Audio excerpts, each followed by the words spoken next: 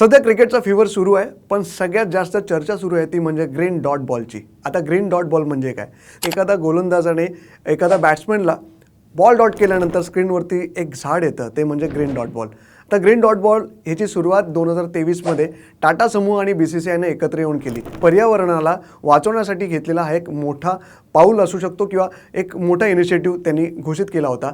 एका dot ball चेंडूनंतर 500 झाडं लागणार असं त्यांनी घोषित केलं होतं, पण 2023 मध्ये 294 डॉट्स बॉल्स गेले।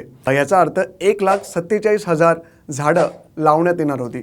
तसंच 2024 मध्ये 323 डॉट्स बॉल, याचा अर्थ 1,61,500 एवढी झाडं लावण्यात येणार होती। 2023 ते 24 मध्ये ह्याची अधिकृत घोषणा कुठेही केलेली नाहीये। BCCI यावर्षी तरी ह्या झाडांची अंमलबजावणी करते किंवा ही झाडं कोणत्या राज्यात किंवा कोणत्या देशात लावली घेतील अशी अधिकृत घोषणा करते का, ह्याकडे सगळ्यांचं लक्ष लागलंय।